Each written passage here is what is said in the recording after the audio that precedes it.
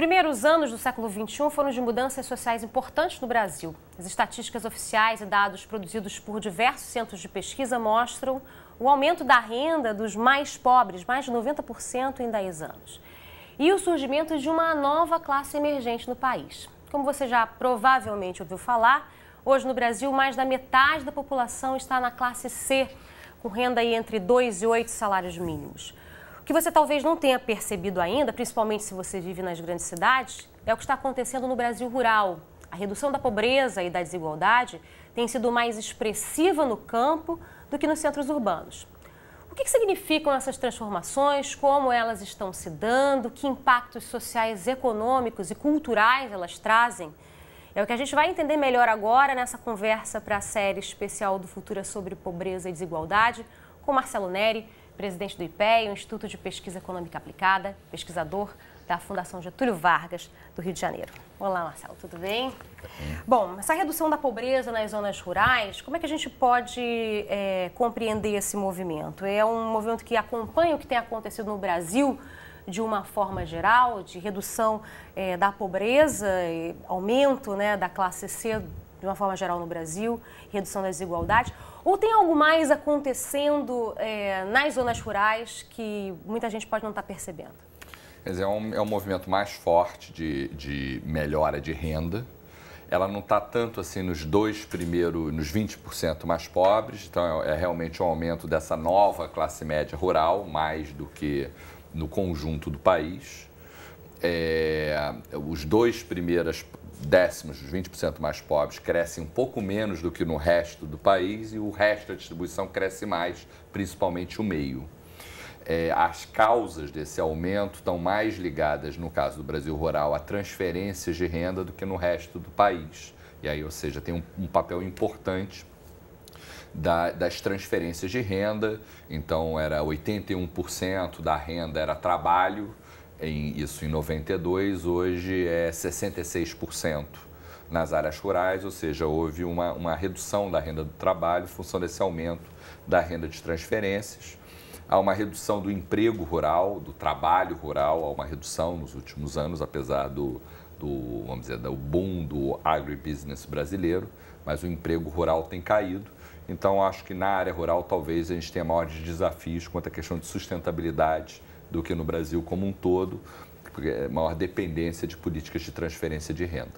Bom, e até que ponto isso é sustentável, então, a longo prazo? Como é que a gente pode garantir, quer dizer, se é que é possível hoje, com o retrato que se tem, garantir que quem subiu um degrau aí no extrato social, vai conseguir se manter nos próximos anos com essa dinâmica que vem se mantendo? Isso é uma preocupação? Não, eu acho que deveria ser uma preocupação, investimento em agricultura familiar, em condições de trabalho da base, mas ao mesmo tempo também, vamos dizer, essa queda no emprego e no trabalho rural se deve também a uma melhora da qualidade do trabalho, porque na área rural é onde você tinha ocupações mais precárias. Então as pessoas estão desenvolvendo menos ocupações precárias, também tem um salto de melhora.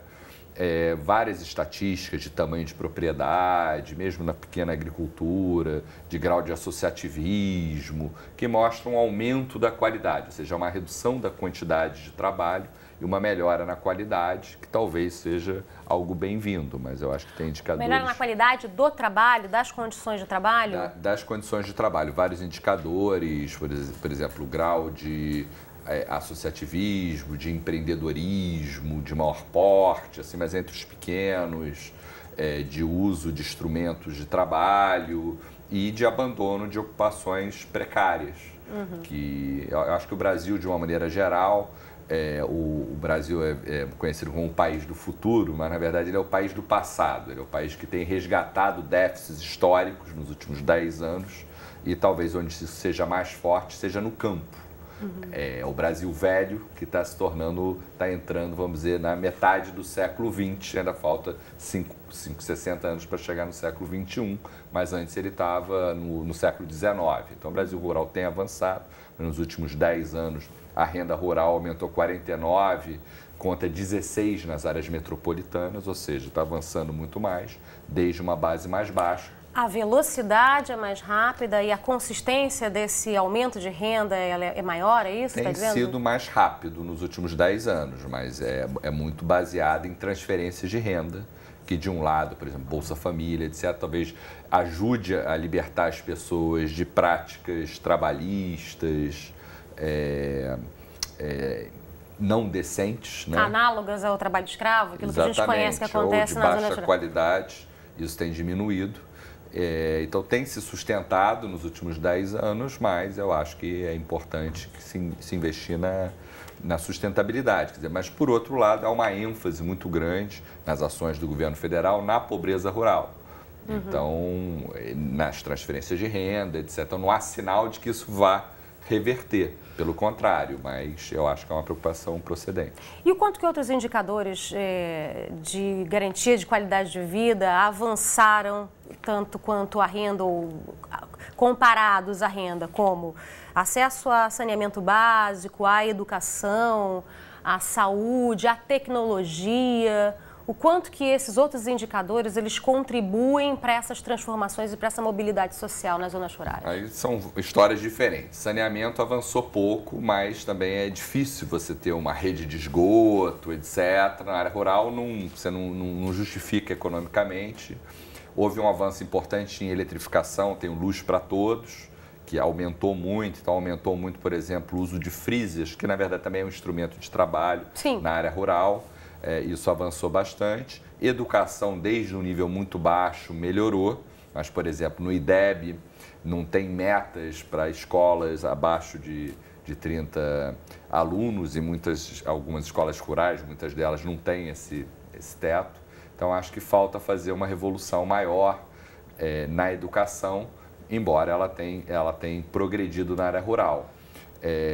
Questão de banda larga, internet, é muito importante na área rural, embora seja caro, porque é o que permite essas pessoas estarem conectadas ao mundo. Quer dizer, hoje em dia essa possibilidade, a pessoa mora no campo, mas tem acesso às comodidades, etc. E a informação, a produção de conhecimento. Enfim. Pode assistir esse programa, por exemplo. Sim, claro, na internet. Coisas desse tipo. Agora, eu queria entender um pouquinho melhor quais são as características dessa classe média rural, né? Ela é mais homogênea? Pelo que você está me dizendo, eu tendo a acreditar que ela seja menos homogênea do que ela seja nas zonas urbanas. É isso que está acontecendo? Você falou que menos gente saiu da pobreza extrema do que nas cidades, é isso? Não, a pobreza extrema caiu, mas os 2 primeiros décimos da distribuição tiveram um desempenho menor do que... Foi um meio da distribuição rural que deu esse salto e muito creditada à Previdência Rural, a Bolsa Família, porque as famílias também são mais pobres na área rural.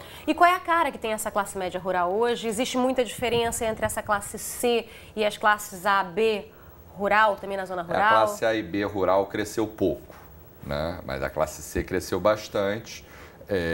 E aí os ganhadores são as mulheres, são pessoas que se autorreportam como negros e pardos, pessoas com pouca educação, são grupos excluídos, de uma maneira geral, e que na área rural eram mais excluídos. Uma mudança importante nos últimos anos foi a primeira década, desde muitas décadas, que não mudou a porcentagem de pessoas no Brasil que estão na área rural. É 15%, era em 2000, continua 15%. Então, esse processo de exportação, tem muita gente vindo para as cidades, mas tem muita gente voltando. Os idosos estão voltando por conta desses programas, etc. A juventude continua a vir, sendo atraída pelas luzes da cidade, né? Então, o processo que às vezes é usado, chamado em outros países de brasilianização, que é o crescimento e inchamento das grandes cidades e todos os seus planos de infraestrutura, ele parou de acontecer. Isso talvez seja por preferência revelada, um sinal de que as áreas rurais estão melhorando, etc. Isso indica isso? Sugere, né? Tem um outro indicador que quer dizer, qual é a felicidade que as pessoas, a satisfação com a vida que as pessoas reportam, e as pessoas na área rural no Brasil tem um nível relativamente alto, não é o mais alto como no conjunto do país de expectativa de felicidade futura, mas na área rural é o terceiro mais alto, ou seja, tem um indicador de qualidade de vida percebida pela população. Então, acho que o Brasil, se a China é a fábrica do mundo, o Brasil talvez seja a fazenda do mundo. Só que na área rural, essa fazenda, essa produção de alimentos, etc., talvez seja mais agribusiness do que agricultura familiar, seja mais transferência de renda do que trabalho. Então, é um quadro mais complexo. Esse movimento na zona rural é responsável, pode ser responsável, sim, para que coloque o país, o Brasil, num patamar diferente do que está hoje? A gente não vai conseguir mudar a pobreza no Brasil de uma forma substantiva se a área rural não for, não continuar a ser objeto de política pública, de transferência de renda, de ações de educação, de saúde, etc. Só que na área rural é mais difícil você chegar. As ações de transferência de renda têm conseguido chegar lá. Agora, educação, saúde, há que se fazer infraestrutura, há um longo caminho a percorrer e nem sempre, quer dizer, é importante, assim, vamos dizer, às vezes você fala, não, vou levar a banda larga para a área rural, é caro você levar para lá, então, quer dizer, é importante também você ter algum mecanismo que, às vezes, a família prefere muito mais um dinheiro do que o acesso à banda larga. Eu acho que é importante também ouvir os principais interessados nesse processo. Ou seja, uma preocupação, pelo que eu estou percebendo também, é a questão da geração de emprego e renda nas zonas rurais, para que se torne esse processo mais sustentável, né? E garanta efetivamente que as pessoas que tenham alcançado, subido um degrau, não desçam mais. Essa é uma preocupação dos economistas que estudam isso? Não, sem dúvida. É uma sustentabilidade no duplo sentido, da geração de renda do trabalho, do cuidado com o meio ambiente, etc. Eu acho que isso é absolutamente importante. Os dados geram alguma preocupação, mas no conjunto do Brasil é mais sustentável do que eu acreditava. É o que a gente chamou do lado brilhante dos pobres. Na área rural, eu acho que depende mais de transferências de renda, menos do trabalho, mas, por outro lado, era um trabalho precário, etc., que também tem que ser olhado. É uma questão mais complexa do que na área urbana. E essas informações estão nesse seu livro? Estão nesse livro. Que são fruto da pesquisa com base nos dados da PNAD até da sua pesquisa da Fundação Getúlio Vargas. Exatamente. Foi um livro que a gente que acabou de ficar pronto, Superação da Pobreza, a Nova Classe Média do Campo. Tem um site também associado ao livro. E ele trata dessa mudança na área rural, que eu acho que junto os agricultores, os peões de obra da construção civil, as empregadas domésticas, esses são os verdadeiros heróis. Tem até habitado um pouco as cenas de televisão, teve até uma novela sobre a área rural recente, novela das 6, teve a Avenida Brasil, a novela das 7, etc., recentes, que tratam desse segmento. São os heróis brasileiros e eu acho que tem uma base estatística. São pessoas que estão subindo mais na vida, não é quem tem alta educação, é quem tem baixa educação. E na área rural, quer dizer, as pessoas, como nesses outros segmentos, é fruto da melhora da educação. Que às vezes a gente fala assim, tem um apagão de mão de obra no Brasil porque não se investe em educação. Nesse caso, não. Você tem investido em educação, níveis baixos, mas tem melhorado.